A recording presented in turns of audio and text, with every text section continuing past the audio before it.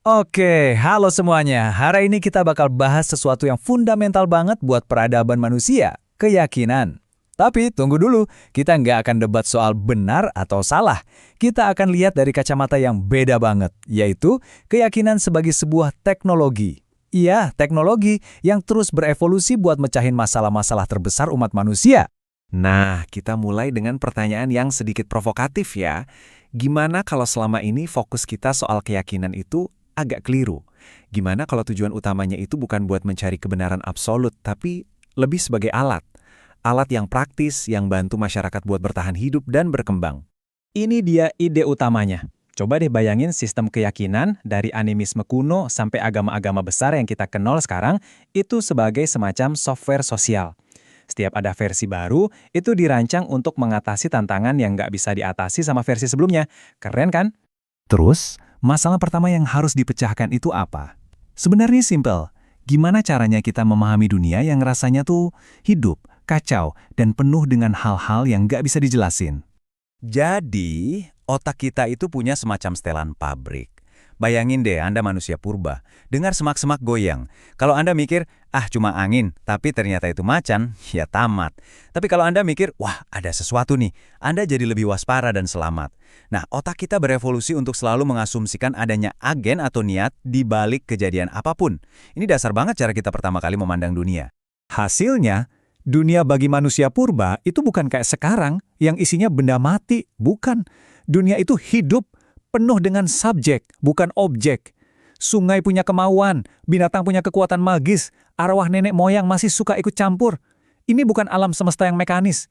Ini lebih mirip komunitas raksasa, di mana kita harus pintar-pintar bernegosiasi sama semua anggotanya biar bisa bertahan hidup. Dan coba lihat gimana teknologi keyakinan ini beradaptasi. Di zaman Paleolitikum, pas masih berburu dan meramu, dunianya penuh roh-roh yang tersebar di mana-mana. Tapi, begitu pertanyaan ditemukan di era Neolitikum, masalahnya jadi beda. Manusia butuh keteraturan kan? Butuh kalender, musim yang pasti, kesuburan. Keyakinan pun berevolusi, mulai muncul dewa-dewa yang tugasnya menata kekacauan. Puncaknya di zaman perunggu, dewa-dewa ini jadi kayak arsitek agung yang mendesain seluruh alam semesta. Nah, jadi inilah fungsi pertama dari teknologi keyakinan, menjelaskan. Kenapa ada petir? Oh, Dewa A lagi marah. Kenapa panen gagal? Pasti Dewa B nggak disenangkan.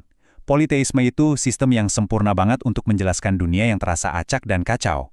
Tapi, sistem ini punya kelemahan fatal ketika masalahnya berubah jadi lebih besar. Karena seiring masyarakat tumbuh dari kelompok-kelompok kecil jadi kekaisaran raksasa, muncul masalah baru yang nggak bisa lagi dipecahkan sama politeisme, yaitu masalah tata kelola. Bayangin aja, politeisme dengan dewa-dewa lokal dan aturan yang beda-beda di tiap daerah, itu super nggak efisien buat ngatur jutaan orang asing dalam satu kekaisaran. Ini kayak mau menjalankan jaringan komputer global, tapi tiap komputer pakai sistem operasi yang beda-beda dan saling nggak nyambung. Kacau kan? Makanya dibutuhkan satu protokol universal.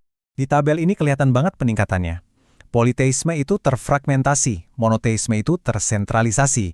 Otoritas yang tadinya lokal jadi satu kedaulatan tertinggi, aturan yang tadinya cuma buat satu suku jadi hukum universal untuk semua. Dari banyak penyebab jadi satu penyebab utama. Singkatnya, monoteisme itu adalah teknologi tata kelola skala kekaisaran yang jauh lebih canggih. Jadi, munculnya monoteisme itu didorong sama kebutuhan yang sangat struktural. Sistem ini melegitimasi kekuasaan terpusat, menciptakan kode moral yang berlaku buat semua orang, dan, ini yang paling jenius, lewat konsep Tuhan yang Maha Tahu, setiap individu jadi seolah-olah punya CCTV di dalam dirinya sendiri. Ini adalah bentuk kontrol sosial yang sangat-sangat efisien. Oke, sekarang kita lompat fast forward ke masa kini. Kenapa? Karena kita lagi-lagi menghadapi serangkaian masalah yang benar-benar baru, masalah skala global yang belum pernah ada sebelumnya dalam sejarah manusia. Ingat kan ketidakpastian itu pendorong utama evolusi keyakinan. Nah, hari ini sumber ketidakpastian kita bukan lagi roh sungai atau panen yang gagal. Sumbernya adalah algoritma yang gak kita pahami, iklim yang makin gak bisa ditebak, dan masyarakat yang rasanya makin terpecah belah. Terus gimana software keyakinan kita diupdate buat zaman sekarang? Para ahli melihat beberapa tren menarik nih. Ada teknoprovidensialisme. Itu kayak iman buta kita sama the algorithm atau pasar saham. Terus ada etika planet, di mana lingkungan jadi otoritas moral tertinggi. Dan saat narasi-narasi besar mulai goyah, orang-orang mencari makna di keyakinan mikro, kelompok-kelompok identitas yang lebih kecil tapi lebih intens. Tapi, yang seru, tren global ini nggak diterima mentah-mentah di semua tempat. Coba lihat adaptasi yang unik di Indonesia. Di sini, teknologi nggak menggantikan Tuhan, tapi justru dilihat sebagai ilmu yang datangnya dari Tuhan. Isu lingkungan bukan lagi cuma soal kebijakan, tapi jadi kewajiban moral yang jadi bagian dari iman. Dan yang paling menarik, di saat ritual di banyak tempat mulai pudar, di Indonesia, ritual justru makin padat dan penting sebagai cara kita mengelola ketidakpastian modern. Ini bukan penolakan, tapi adaptasi yang cerdas. Nah, ini membawa kita ke poin terakhir yang krusial banget. Apapun sistem keyakinannya, mau itu kuno atau modern, ada satu teknologi yang selalu bertahan dan super vital, yaitu ritual. Kenapa sih ritual ini penting banget? Karena ritual itu adalah teknologi untuk mengelola emosi dan mengkoordinasikan kelompok. Gini deh, saat kita nggak bisa mengontrol hasilnya, setidaknya kita bisa mengontrol prosesnya. Nah, ritual memberi kita kepastian di tengah dunia yang nggak pasti. Ritual membangun kepercayaan, menandai momen-momen penting dalam hidup kita, dan menanamkan nilai-nilai moral lewat tindakan, bukan cuma kata-kata.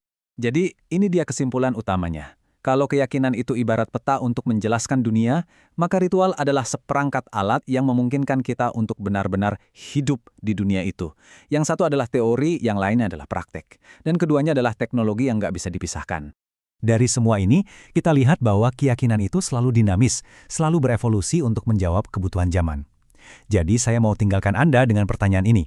Dengan semua ketidakpastian yang kita hadapi sekarang, keyakinan-keyakinan baru apa, entah itu sekuler atau religius, yang sebenarnya sedang kita bangun saat ini, bahkan mungkin tanpa kita sadari?